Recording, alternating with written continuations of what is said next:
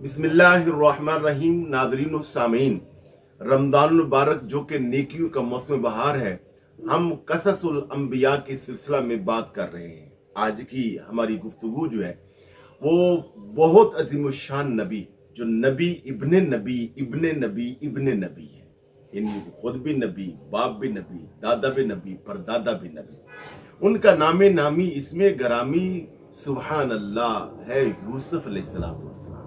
बड़ा ही प्यारा किस्सा, कमाल की शख्सियत। उनका नाम आते ही जहन के अंदर हुस्न की एक पूरी दुनिया जो वो उसका तस्वुर आ जाता है। एक गुलिस्तान हुस्न जो वो आदमी के फिक्र ख्याल में खिल जाता है, जिनका नाम हुस्न का इस्तिआरा है, जिनके बारे में आला हजरत फाजिल बरेलवी ने यूं कहा है कि हुस्न यूसुफ पे कटी मिस्र में अंगुश्ते जना, सर कटाते हैं तेरे नाम पर मर्दाने अरब। हजरत सैयदना यूसुफ अलैहिस्सलाम के किस्से के अंदर मोजज़ात भी हैं, करामतें भी हैं, कश्फो करामात हैं, और एक इफ़्फ़त है, इल्म है, पाक दामनी है, अल्लाह ताला से लगाव है, एक जुर्रत, एक मोहब्बत का उन्वान है हजरत सैयदना यूसुफ अलैहिस्सलाम।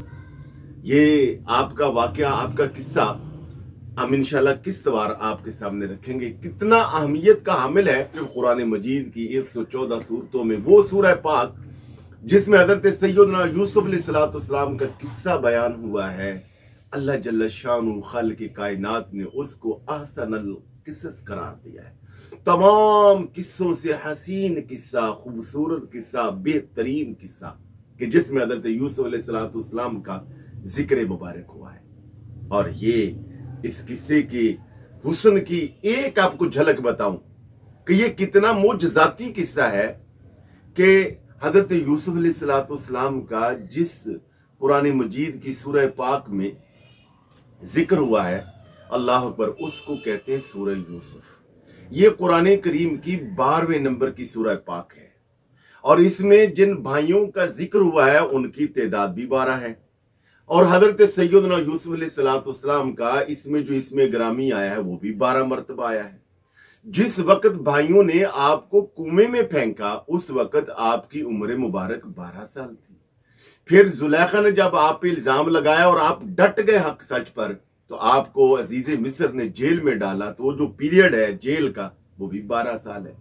फिर कुएं से निकाल कर जब काफिले वालों ने मिस्र में जाकर आपको बेचा, तो कुरान पाक ने उसमें कहा है कि दराहिम मादूदा, के मादूद दराहम के बदले आपको बेच दिया गया। वो दराहिम मादूदा जो है, उलमा ने लिखा है कि उनकी तादाद भी 12 थी। सूरह यूसुफ की आयात भी 112 है।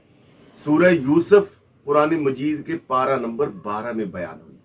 सूरह यूसुफ में अल्लाह ताला ने कुछ बुराइयां बयान की हैं कि जो लोग उनका इर्तिकाब करेंगे सीधे जहन्नुम जाएंगे, और कुछ अच्छाइयां बयान की हैं कि जो लोग उन अच्छाइयों से अपने अखलाक को मुत्तसिफ कर लेंगे, सजा लेंगे, वो जन्नती बन जाएंगे। वो बुराइयां, उनकी तादाद भी 12 है, और वो जो अच्छाइयां हैं, नेकियां हैं, आमाले सालिया, उनकी तादाद भी 12 है।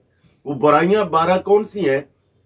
उसमें शिरक है, चोरी है, झूठ है, हसद है, कत्ल है, जुल्म है, बोहतान है, मकर है, तकब्बुर है और मायूसी है। और जो अच्छाइयां हैं 12, वो क्या है?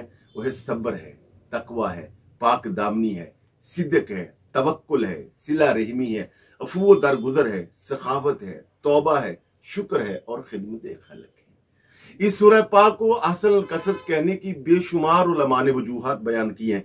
उनमें से एक वजह यह है कि इसको अहसन कसस क्यों कहा गया। यह है कि इसमें 4 करीमों का जिक्र है। जैसे फरमाया इन्ना रब्बी गनीयुन करीम, आपने फरमाया कि मेरा रब करीम है। ये रब करीम का जिक्र है, रसूल करीम का जिक्र है, जबरील करीम का जिक्र है और कुरान करीम का इसमें जिक्र है। इसलिए ये अहसन अल कसस। आज की ये जो गुफ्तगू है और हजरत यूसुफ अलैहिस्सलाम के किस्से का जो एक पहलू हमने बयान किया, उसका जो दर्स है, वो लेसन है। आज लोग छोटी छोटी बातों से मायूसी, डिप्रेशन का शिकार हो जाते हैं, एंजाइटी में चले जाते हैं और वो बिल्कुल मायूसियों में घिर जाते हैं। जरा सोचिए, अभी तक जिंदगी में मुझे और आपको किसी ने कुएं में तो नहीं फेंका।